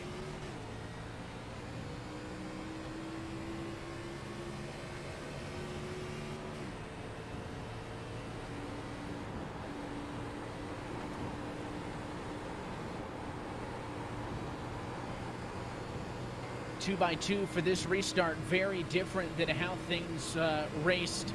Of course, on that single file start at the top, but here is Ferdinand for the race lead to the inside on Agnel Phillip in 3 and 4. It looked real good into the corner, but he doesn't have the speed off. Phillip hangs on for the moment. Ferdinand not going to let him go. I think the 94 is not going to let him go either. He's been fighting with that 05 of Matt Danson all night, and he's certainly not going to let another championship contender go on by. But another thing that's nice for Danson is at least Freenach and Danson have the same kind of age on tires as Phillip. Oh, that was that was a door slam and a half. That goes to the question of how hard you race the drivers in this championship battle, and Agnel Phillip's answer is the same I race everybody else. Danson still in 7th. Ferdinand still 2nd. That is not enough of a difference, but 1 more spot for Ferdinand means 5 more points in the standings. That would be enough to win him this IRAPS Winter Series Championship. A lot of slicing and dicing back of the pack. There's no guarantee that this race stays green with 21 laps to go this time by. You're on board with Danson. He is still dealing with lap traffic. Caution. Second behind, and a caution at lap 105. Will slow us down. It is a huge mess in 4, and Jeremy Miller's the one who I saw in the middle of the track.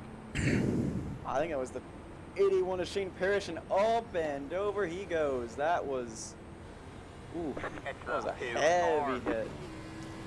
I like my finale served with a slice of drama.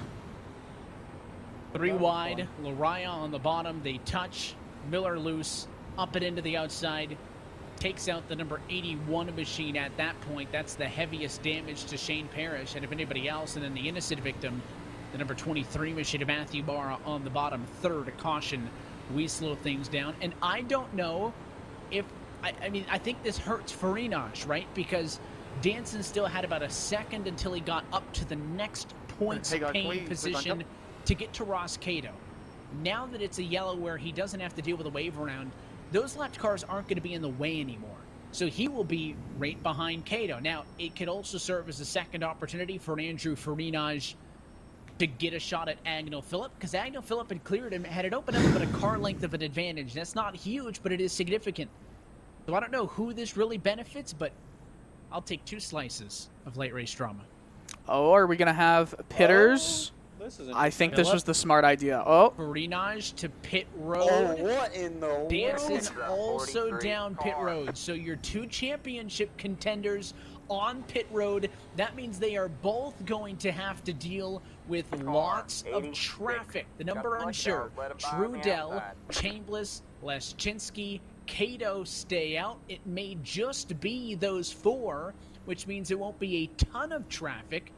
But now you have to execute. Does somebody go for 2? Farinaj has the left sides up. His decision is going to be for 4 tires and fuel. He's already off pit road. Matt Danson's got the number 1 pit stall, but he wants to use up all of his available tires. He will also go for 4 tires. Phillip first off of pit road. Farinaj off of pit road second, and Danson will come off directly behind Farinaj, third off of pit road, and 7th in the running order.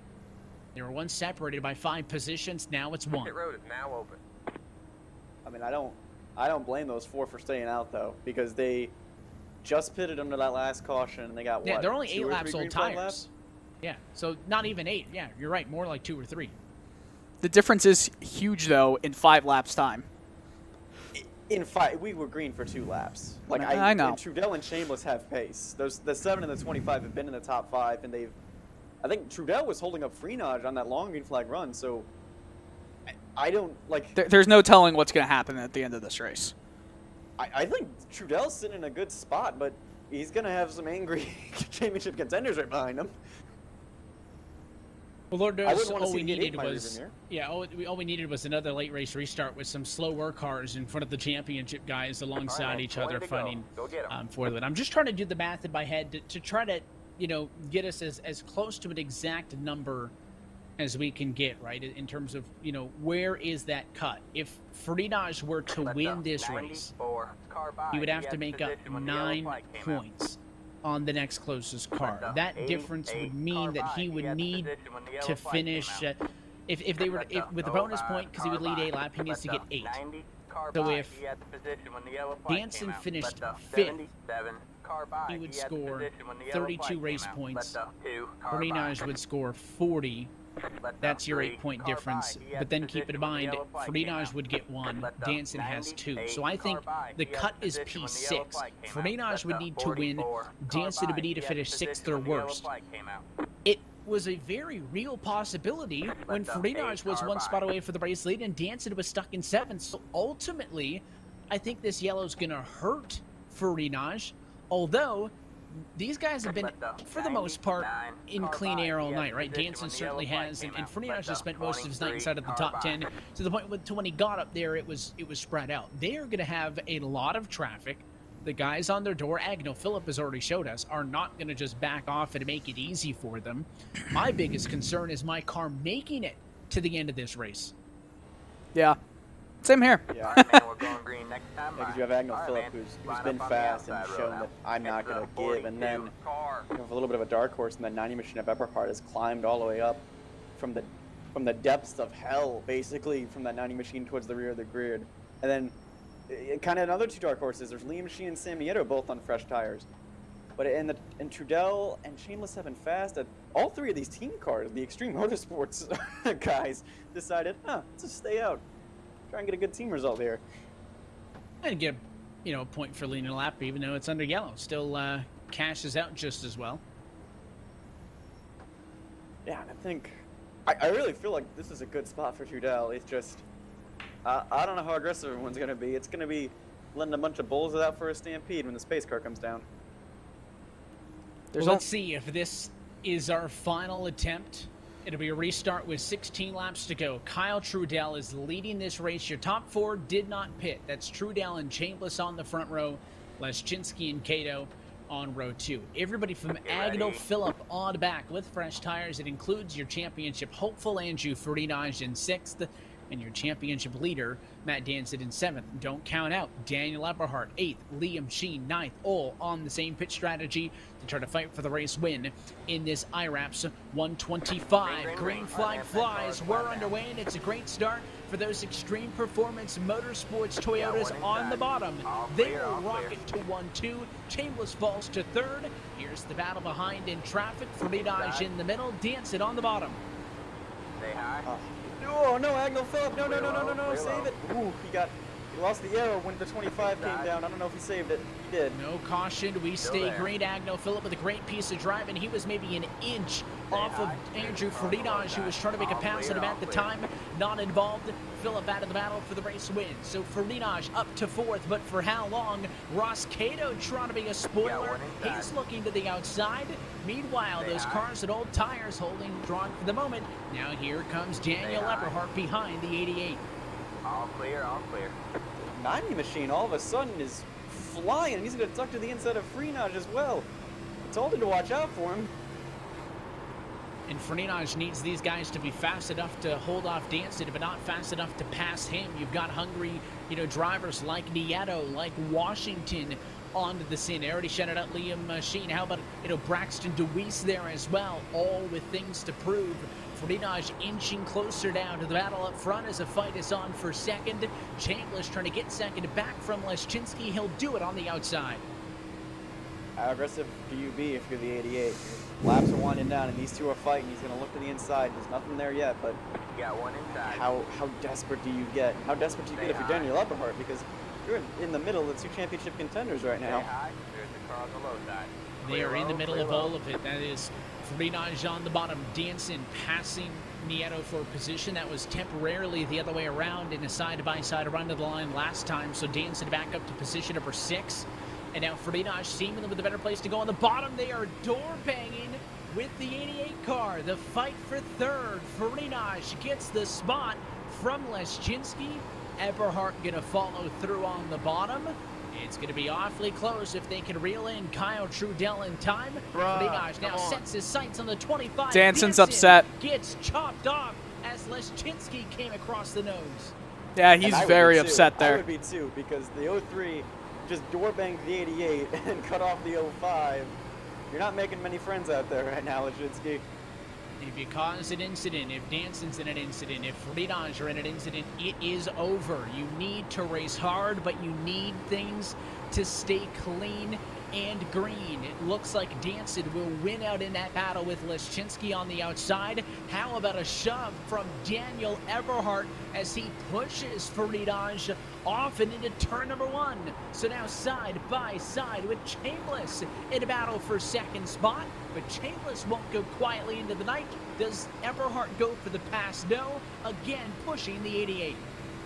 I can see that the tire grip is starting to wear out a little bit. The 88 drifted up a little bit from the 25. Chambliss is having to lift. I think Freenage might get him here if he goes to the inside of the apron, and he does. Now, where does Eberhardt go? Where does Danzig go? It's basically these 3 are in a train hunting down now Kyle Trudell. And the longer they stay side by side for 2nd, the further Trudell could pull away. Finally, Chambliss's challenge falls to the wayside. Ferdinand goes to 2nd. It appears like Eberhardt not trying to put a move on the 88. He's basically a pick in between Ferdinand and Danzig, the next spot down the road. This time by 9 laps to go from Vegas. The advantage for Trudell, 4/10 of a second. There was a big little check up there from Eberhardt. He got too close to the 88. The 05 had to back out of it. And now it's just a mad scramble all behind Matt Danzig. David Washington's gotten around Sheen. And Danzig just needs to clear the 25 and let everyone else fight behind them. It is so close. in the live championship standings. Danson clears Chambliss P4. That should be enough to possibly secure him his position if he can score the 33 race points. That may be the difference maker by 1 at the end of this race.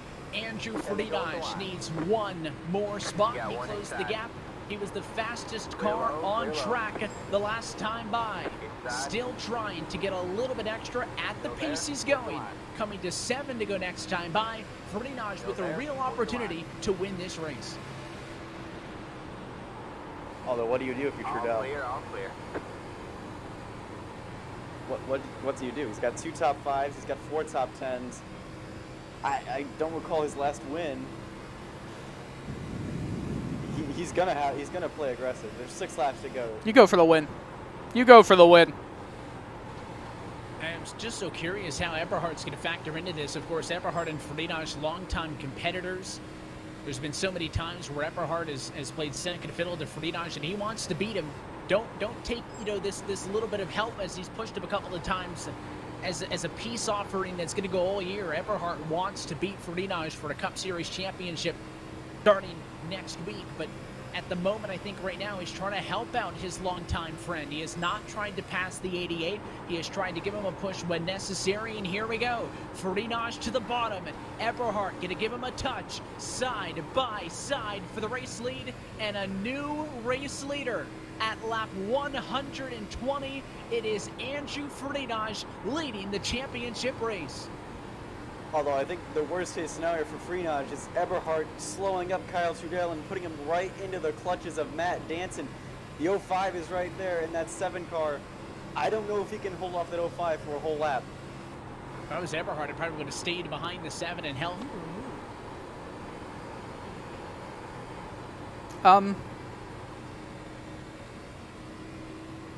What? I was just moved.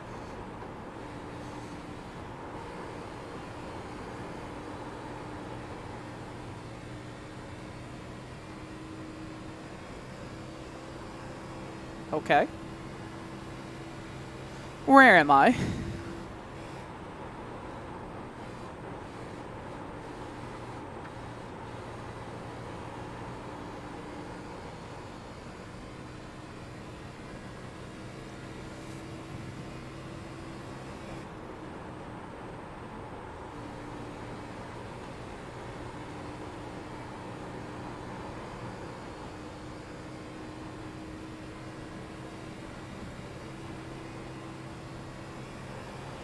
Five to go at the line.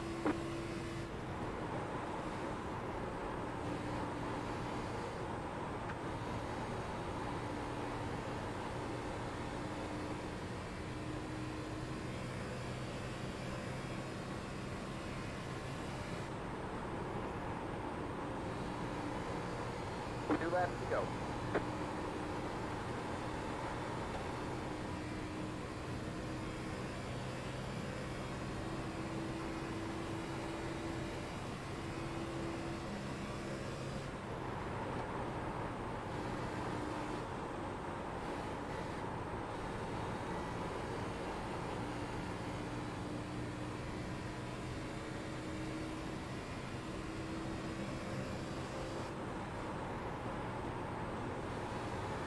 All right, man. It's white flag this time by. One more to go.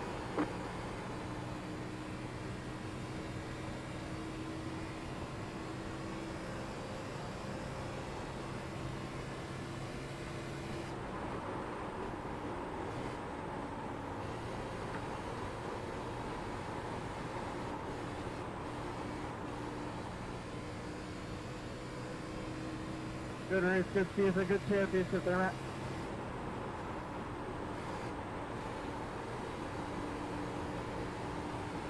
Thanks, Jerry. Good race. Good win. Nice battle there, Marius. Yeah, that was good, man. That was fun with you. There's the checkered flag. Good win, good race, Michael. We'll get him next time. Yeah, good win. Good battle up there, guys. Good run there at the end, Dominic. Good win, good win.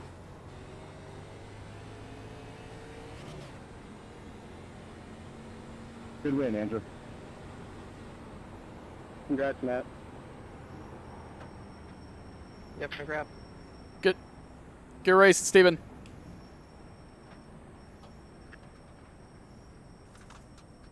Good race, Dylan.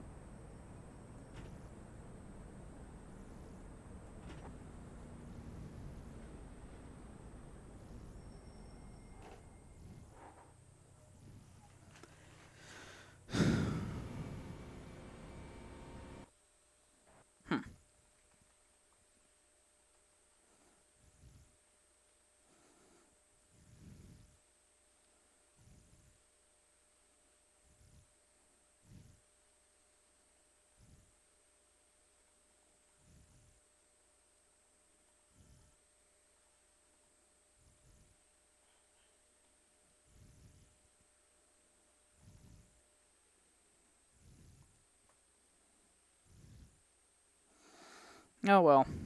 I need to be better.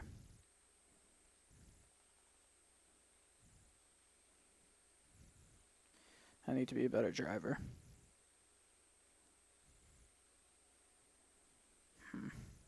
Hey, Drew, again. It was a pleasure. Yeah, congrats, man. Really, great season. A lot of fun. You earned it.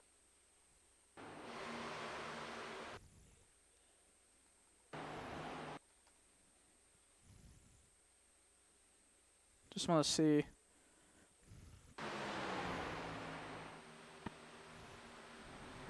Yeah. He totally. Stupid move.